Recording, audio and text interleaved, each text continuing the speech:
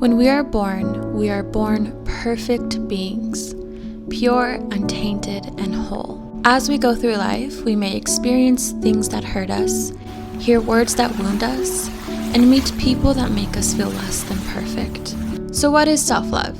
Unconditional self-love is not about being perfect. It's not about how productive you are, and it's not about feeling good enough once you achieve that huge milestone. Unconditional self-love is all about meeting yourself where you are, honoring, loving, and accepting yourself through every phase, every chapter, every lesson, every mistake, and every achievement. In the last few years, I've been on an intentional self-love journey, trying to unlearn toxic patterns and beliefs, heal my childhood wounds, and lift myself up. Though I still have much more work to do, and if I'm honest, the work never truly ends, I have learned quite a bit along the way. Here are the things that have helped me cultivate self-love from within. May these words heal you, may they inspire you, and may they guide you on your own journey of self-love.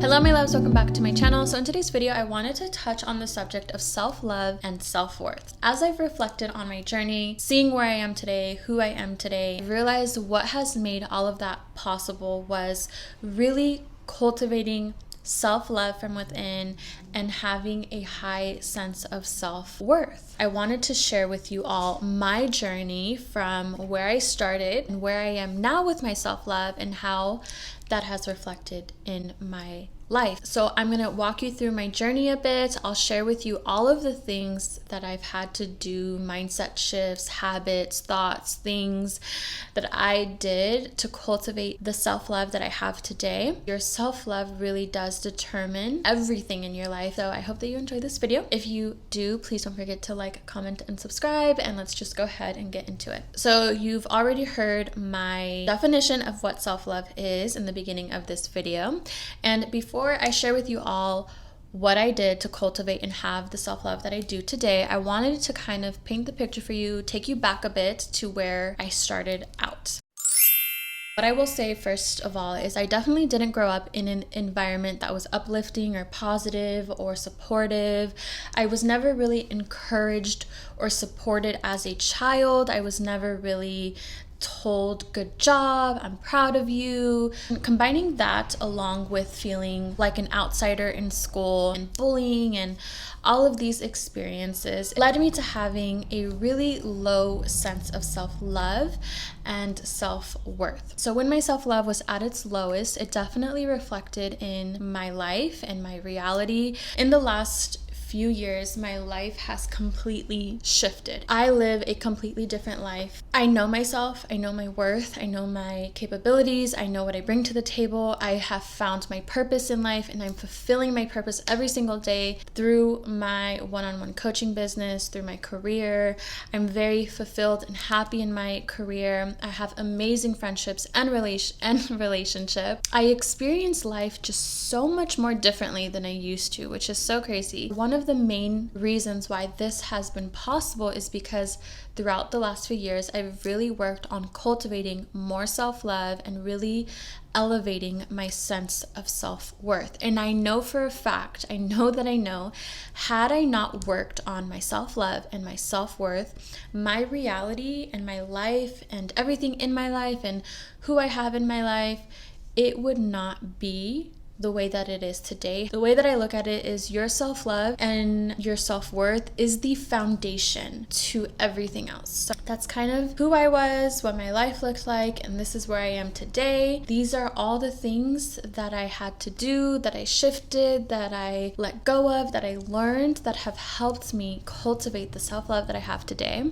So when I first embarked on this self-love journey, the very first and fundamental thing that I needed to work on is having awareness. Awareness is so necessary if you want to create any type of change with anything in your life. You need to know where you are currently and where you want to be. So what this looked like for me, journaling and asking myself all the right questions to really help me understand, how do I feel about myself? What are my beliefs about myself? Where is my self-love? What do I feel is possible for me? How do I view myself? Then trying to figure out, where do these beliefs stem from? Why do I feel this way about myself? Or when in my life did somebody else make me feel less than? I realized it was my childhood, it was experiences at school, maybe teachers, friends. I had to pinpoint exactly why I felt certain ways about myself and where it came from. And once I had that understanding, I could then begin the forgiveness process. And when I say forgive those who have hurt you, I'm not saying that we're making excuses for them, or that we're saying it's okay that they did or said or made you feel these things. I'm not saying that at all. However, if you continue to carry hate or hurt or resentment in your heart, the only person that really affects is yourself. It's not affecting them, but it's still affecting you. And I've definitely had to forgive people who haven't even acknowledged or ever apologized for the things that they've done or said. And if you're waiting for an apology, I'm here to tell you, don't. So some forgiveness techniques that I've found really helpful for me: journaling or writing letters to those specific people and burning it. I have found it's very helpful in just getting everything that I feel and that I think out on paper and just kind of energetically releasing it. And then by burning it, for me, that's signifying I'm letting this go and I'm no longer letting this be a thing. And then also forgiveness towards yourself, because chances are we've done things that we're not proud of. We've put ourselves in positions that we shouldn't have. We sabotaged ourselves in one way or another. We've tolerated things that we shouldn't have tolerated. And it can be really easy to blame yourself and to feel like, oh, I deserve this because I put myself in this position. I really had to forgive myself by telling myself I was a product of my environment. I didn't know any better. This was all that I've ever been shown and told in life. And it isn't my fault that I thought this way, because that's all I've ever known. Even though it wasn't my fault, I still knew that it was my responsibility to stop this cycle. Third step in cultivating self-love is accountability. I was a product of my environment, and I thought the way that I thought because of what I told growing up. I felt the way that I felt because of my experiences. And even though those things were not my fault, I knew it was my responsibility to stop the cycle and make the changes. So I really had to hold myself accountable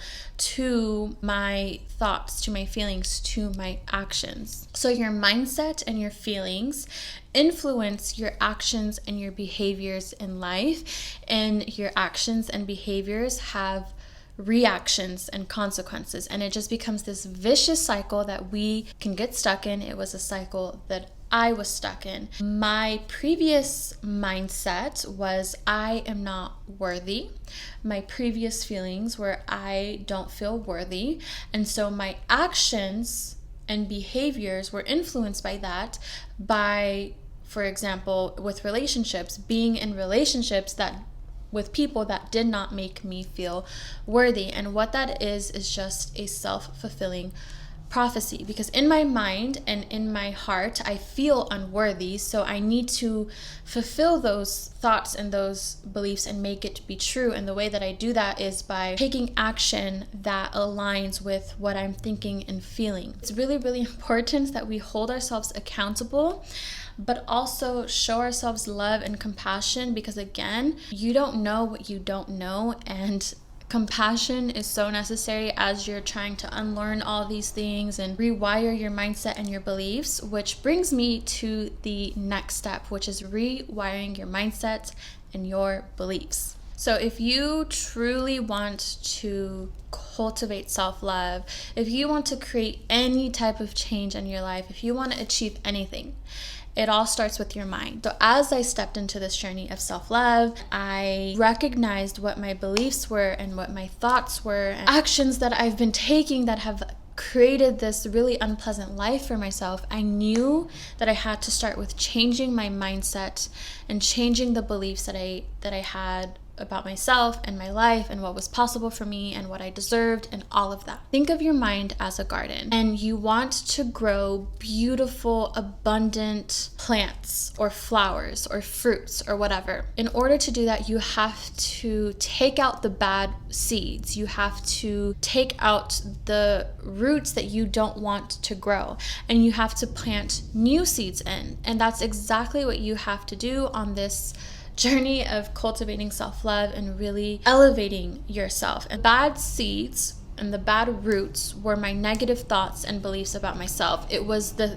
thoughts of I'm not worthy, I'm not deserving, I'm unlovable, I don't belong, etc. I had to take out those seeds and those roots, and I had to plant the new seeds of I am worthy, I am lovable, I am amazing, I am beautiful, I am confident, I am successful, I am capable of creating my dream life, I am all of these things. So the tangible things that I did, literally every single morning, I would have a set of affirmations that I would tell myself, and I would write each affirmation 3 times in my journal, and I would do this every single day until I finally truly believed the things that I was telling myself. And this is the thing, when you're first trying to change your mindset or work on your self-love, the things that you tell yourself you may not actually believe. Like for me, going from I am unlovable to I am worthy of love. When I first started telling myself you are worthy of love, I did not believe that at all. I truly didn't believe, and it felt like I was lying to myself, and it didn't feel real.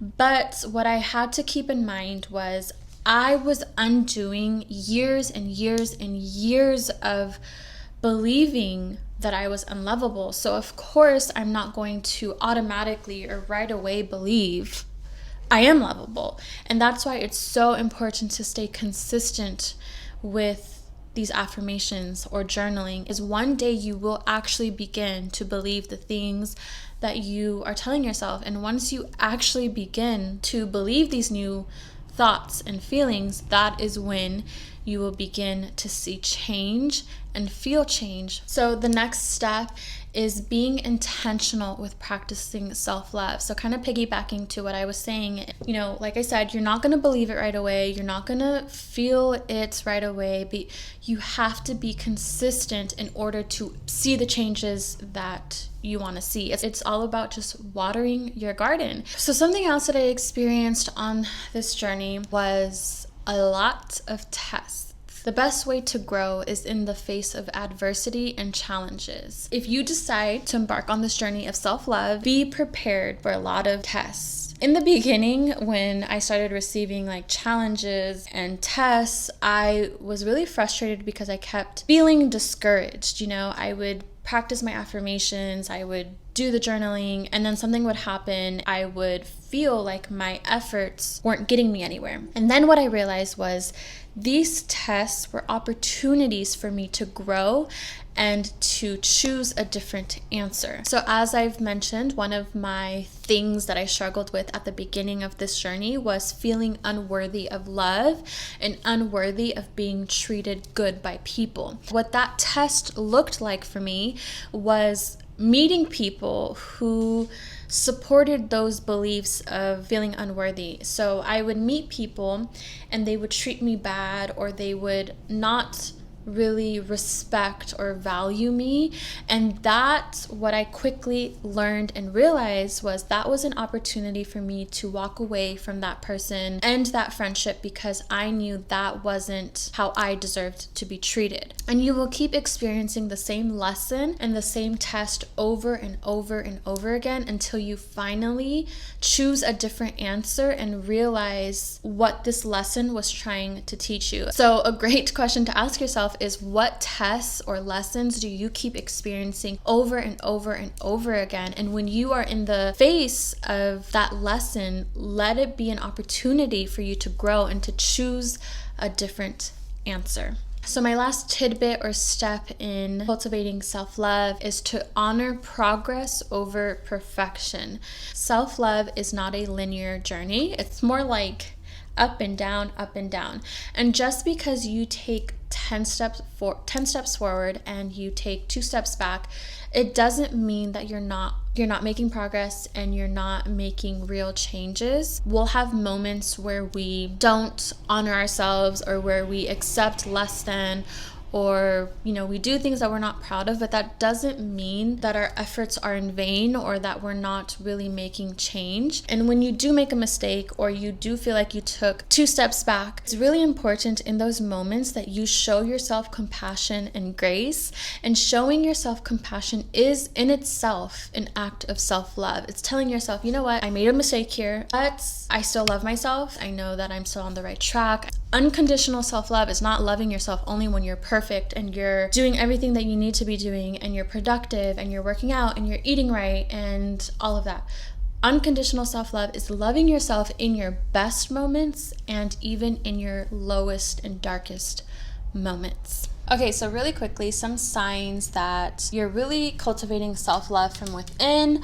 I just wrote them down on my phone. So the first thing that I said was not taking everything personally. It's just really easy to take things personally. So I knew that I was growing and cultivating real self-love when I didn't care about the opinions of others as much. I didn't overthink every action or assume everything was about me. The next thing is saying no without feeling the need to explain yourself. This was a big one for me. I used to feel really, really guilty about saying no, whether it was saying no to picking up an extra shift or saying no to not wanting to do a favor for a friend. I used to feel like I had to justify why I was saying no, and it was because I felt like if I say no, then they're gonna think I'm like a bad person, or whatever my thoughts were. But I knew that I had a healthy sense of self-love when I would just say no, and I wouldn't feel the need to explain myself, because I know that I don't have to do anything that I don't want to do. And there's that quote that says, if you are saying yes to someone else, make sure you're not saying no to yourself. Third sign that you have a healthy sense of self-love is you don't feel guilty for speaking up and voicing how you feel. This was another big thing for me. I was really afraid to voice my opinion, to express how I felt if someone hurt my feelings, if I didn't appreciate, the way that someone was treating me or whatever. I never spoke up on it because I didn't have self-love. And now I know that I'm worthy of speaking up for myself, and if something doesn't sit right with me, I have that confidence to speak up now. Third sign that you are cultivating self-love is you are setting boundaries and actually maintaining them. Those are two very different things. One, it's important to set boundaries for yourself. The second part to that is actually maintaining your boundaries, especially when people try to make you feel guilty for having boundaries. They try to make you feel bad, or they try to pressure you to not withhold your boundaries. And it's in those moments where it's really important that you really maintain your boundaries, because that's telling and showing yourself, no, I actually value myself enough to not allow someone to make me feel guilty for having these boundaries. And another sign of a healthy self-love is not being mean to yourself when you make a mistake or when you're less than perfect. Like I said already in this video, unconditional self-love is loving yourself in your best moments and at your lowest moments. Another sign of healthy self-love is acknowledging your wins and your progress, even the small ones. Another sign of an extremely healthy sense of self-love is no longer seeking validation from others. Not needing to hear from other people that you're good enough, that you're pretty enough, that you're smart enough, that you're successful.